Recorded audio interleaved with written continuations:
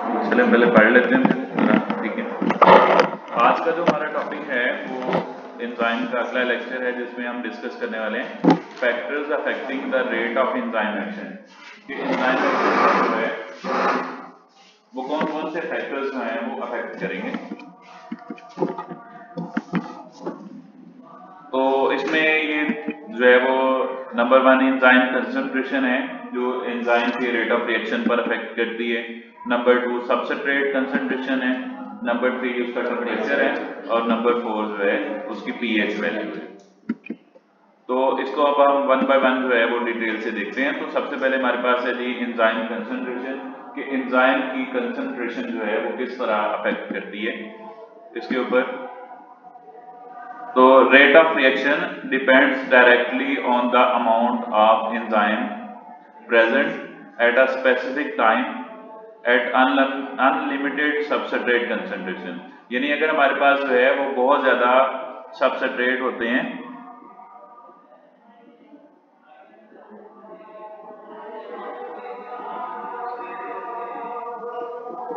यानी फर्ज करें हमारे पास जो है वो अनलिमिटेड सबस्ट्रेट हैं, बहुत ज्यादा सबस्ट्रेट हमारे पास मौजूद हैं, ठीक है, कोई 8 10 20 30, ठीक है।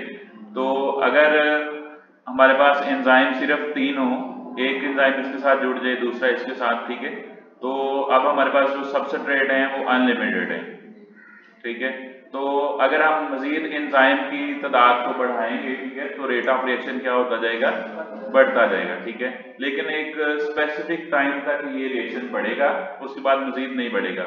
जैसे अभी ये एंजाइम सबस्ट्रेट जो है वो पूरे हो चुके हैं, तो अब अगर हम एंजाइम को बढ़ाएंगे तो क्या रेट ऑफ रिएक्शन पे कोई इफेक्ट पड़ेगा, नहीं पड़ेगा, ठीक है, क्योंकि सारे सबस्ट्रेट जो थे, जितने सबस्ट्रेट थे वो सारे के सारे एंजाइम के साथ कंबाइन हो चुके हैं। अब रेट ऑफ रिएक्शन जो है वो हमारा कांस्टेंट हो जाएगा, ठीक है।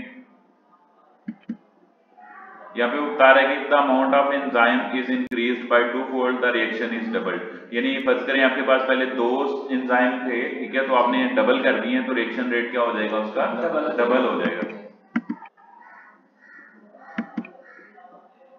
लेकिन वो यहाँ पे वही बताया उसने कि वो एक मखसूस कंसंट्रेशन था, क्योंकि वो सारी एक्टिव साइट जब तक बिजी नहीं होगी, ठीक है, तब तक रिएक्शन का रेट बढ़ता रहेगा।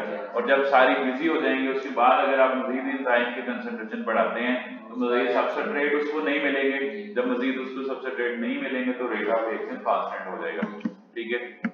आगे ये हमारे पास डायग्राम है, इसमें उसने एक्सप्लेन किया हुआ है कि किस तरह हम, अब ये देखें कि ये एक जो है वो, अगर आप देखें यहाँ से तो ये जा रही है लाइन ऊपर को, ठीक है, रेट ऑफ रिएक्शन बढ़ता जा रहा है जैसे जैसे आपने ये सबस्ट्रेट कंसंट्रेशन है ना उसकी, ठीक है।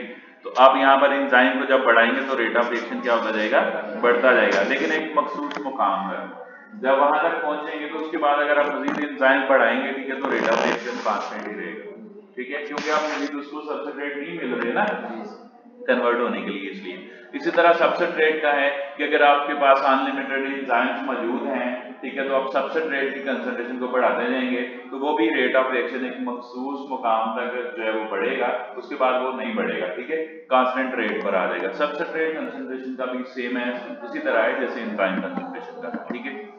दूसरा फैक्टर वही सबस्ट्रेट कंसंट्रेशन का है, ठीक है, कि at low concentration of substrate the reaction rate is directly proportional to the substrate available। यानी जितने सबस्ट्रेट अवेलेबल हैं उसके लिहाज से उसका रेट जो है उसके डायरेक्टली प्रोपोर्शनल है, ठीक है। लेकिन कब, अगर आपकी एंजाइम की कंसंट्रेशन बहुत ज्यादा है आपके पास, ठीक है। If the enzyme concentration is kept constant and the amount of substrate is increased, क्या आप क्या कर रहे हैं, सबस्ट्रेट की कंसंट्रेशन को इंक्रीज कर रहे हैं, तो एक मखसूस मुकाम तक क्या होगा कि आपका जो रेट है, रेट ऑफ रिएक्शन है, वो ज्यादा से ज्यादा होता जाएगा, लेकिन उसके बाद क्या होगा, वो कांस्टेंट हो जाएगा। This is because at the high substrate level all the active site of the enzyme are occupied. कि मतलब जितने भी एंजाइम थे उन सब के साथ क्या हुआ है कि जितने भी सबस्ट्रेट आपने डाले थे उसके अंदर, ठीक है, तो वो सारे के साथ आगे जुड़ गए हैं, और इस वजह से अब रिएक्शन का रेट बढ़ रहा था, लेकिन मजीद अब वो नहीं बढ़ेगा, ठीक है। नंबर थर्ड फैक्टर जो है वो हमारे पास उसका टेम्परेचर का है, ठीक है। The rate of enzyme controlled reaction में increase with increase in temperature, कि अगर आप टेम्परेचर इंक्रीज करेंगे, ठीक है, तो क्या होगा, रेट ऑफ रिएक्शन इंक्रीज करेगा, ठीक है, लेकिन एक मखसूस मुकाम तक ये भी इंक्रीज करेगा, ठीक है। ये जैसे all enzyme can work at there maximum rate at a specific temperature, कि हर एंजाइम क्या करता है, एक मखसूस टेम्परेचर पर अपना मैक्सिमम काम करता है। क्या बताया उसमें उसने कि हर एंजाइम जो होता है वो मैक्सिमम काम करता है एक मखसूस टेम्परेचर पर, और उस टेम्परेचर को हमने एक खास नाम दिया है। क्या नाम दिया है? Optimum temperature. समझ आ गई? ऑप्टिमम टेम्परेचर वो टेम्परेचर होता है जिस पर कोई भी एंजाइम अपना मैक्सिमम वर्क करता है, ठीक है, उसको हम ऑप्टिमम टेम्परेचर कहते हैं, ठीक है। हमारी बॉडी का जो टेम्परेचर है वो कितना होता है? 37 डिग्री। लिहाजा हमारी बॉडी में जितने एंजाइम काम करते हैं वो ज्यादातर एंजाइम जो है वो 37 डिग्री सेल्सियस पर मैक्सिमम वर्क कर रहे होते हैं। अब ये डायग्राम उसमें उसने बताया, ये देखें, ये अगर आपके पास एक रेट ऑफ रिएक्शन है, ठीक है, तो वो इंक्रीज करेगा कैसे? जैसे जैसे जो है वो आप टेम्परेचर उसका इंक्रीज कर रहे हैं ना, ठीक है, तो रेट ऑफ रिएक्शन इंक्रीज करता रहेगा, लेकिन एक मखसूस मुकाम तक। जैसे ये यहाँ पर पहुंचेगा, ठीक है, 37 डिग्री सेल्सियस पर पहुंचेगा, तो ये अपना मैक्सिमम काम कर रहे होंगे इनफैक्ट। अगर आप उससे ज्यादा करते हैं टेम्परेचर, तो ये डीनेचुरेशन होना शुरू हो जाएगी, एंजाइम हमारे डीनेचर हो जाएंगे, ठीक है, और डेथ हो सकती है। समझ आ गई इसकी? डीनेचर मतलब उसकी स्ट्रक्चर जो है वो ग्लोबुलर प्रोटीन्स होती है ना एंजाइम, ठीक है, उनकी जो अमीनो एसिड की सीक्वेंस है वो खराब हो जाएगी, और जब एंजाइम काम नहीं करेंगे, ठीक है, तो फिर वो डीनेचर हो जाएंगे, यानी उनकी शक्ल तब्दील हो जाएगी, शक्ल बिगड़ जाएगी, उनकी शेप बिगड़ जाएगी, ठीक है। समझ आ गई इसकी? तो ये हमारा 37 डिग्री सेल्सियस जो है वो हमारा ऑप्टिमम टेम्परेचर है। यहाँ पर हमारे एंजाइम जो होते हैं वो मैक्सिमम काम कर रहे होते हैं। समझ आ गई है इस बात की?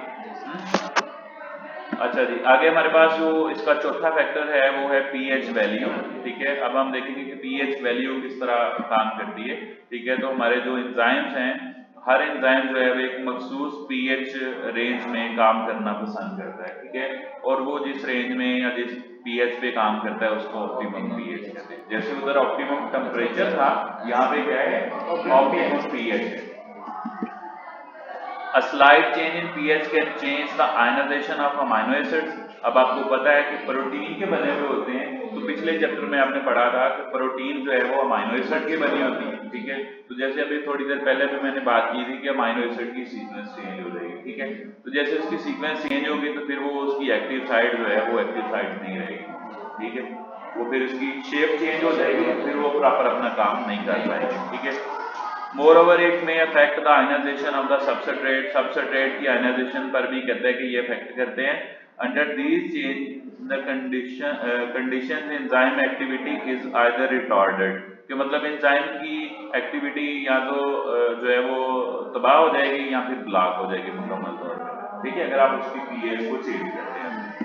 आगे उसने कुछ एंजाइम दिए हुए हैं, ठीक है, और उसकी ऑप्टिमम पीएच के बारे में बताया हुआ है। जैसे हमारे पास जो एंजाइम है, ठीक है, वो पेप्सिन एंजाइम है, ठीक है, तो इसकी पीएच कितने पे ये मैक्सिमम काम करता है?